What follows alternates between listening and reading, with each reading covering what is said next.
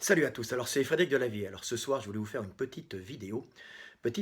un peu en colère car je vois qu'il y a, paraît-il, un représentant des Gilets jaunes qui a proposé qu'un général, alors je crois que c'est le général de Villiers, se propose comme représentant, comme nouveau représentant, chef de l'État. C'est une erreur énorme. Le but d'un représentant des Gilets jaunes n'est pas de présenter un homme, mais de redonner au peuple, ou plutôt de donner au peuple, parce qu'il ne l'a jamais vraiment eu, la possibilité de choisir son avenir. Et cela se fait en refusant de déléguer à une caste ou une oligarchie parasite de politique la possibilité de faire les lois à votre place, de faire les lois sous lesquelles vous allez vivre, et en général des lois sous lesquelles vous ne désirez pas vivre. Donc s'il y a un représentant des Gilets jaunes, celui-ci doit s'effacer pour laisser au peuple la possibilité de choisir son avenir en proposant lui-même les lois sous lesquelles il désire vivre et en les votant par des référendums populaires. La technologie le permet. Nous avons la chance actuellement de vivre une époque où nous pouvons enfin nous passer d'une oligarchie de politique parasite pour que le peuple enfin informé et relié par un réseau, en fin de compte, un réseau Internet, un réseau de communication, peut enfin être informé et peut enfin choisir l'avenir qu'il désire en proposant par des assemblées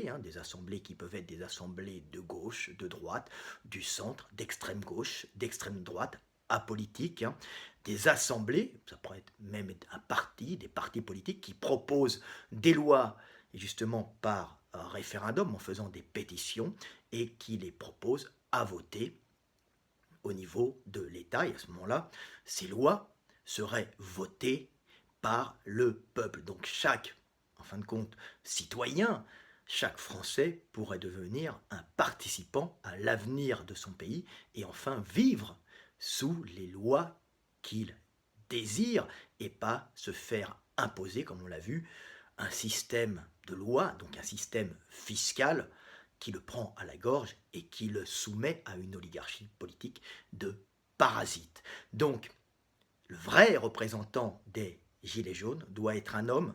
qui abdique devant le peuple, qui ne propose rien, si ce n'est le fait que le peuple lui-même doit proposer et choisir les lois sous lesquelles il veut vivre. Donc, amis français, amis Gilets jaunes, citoyens,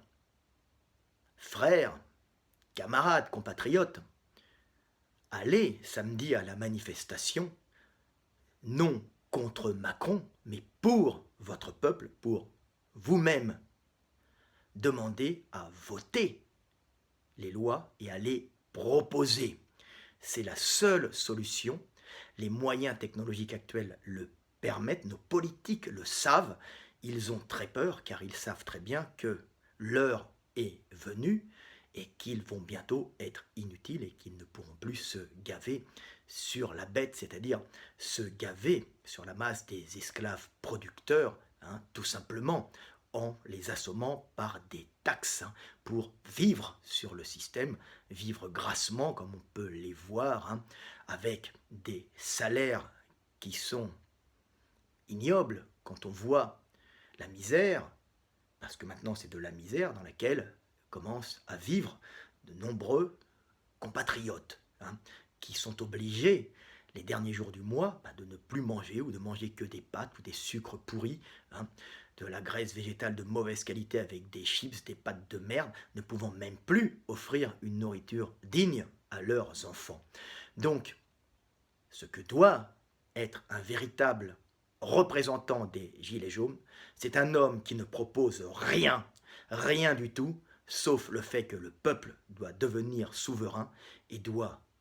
proposer ses lois et les voter. Et c'est faisable, tout simplement. Et quand des pauvres gens me disent que le peuple est idiot et qu'il n'en a pas les moyens intellectuels, qu'il ne veut pas voter ou proposer des lois. Je vous rappelle tout simplement que les politiques que vous avez mis en place par des simulacres, en fin de compte, d'élections démocratiques, le sont sûrement autant, autant incapables que le peuple. Mais le peuple va apprendre à être libre, apprendre à choisir son avenir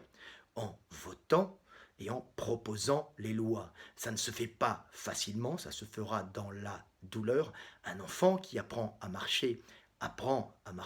en tombant pour un jour pouvoir marcher et même courir et aller à la conquête du monde, vivre et aimer et vivre une vie d'homme épanoui. Le peuple de France peut enfin vivre une vie d'homme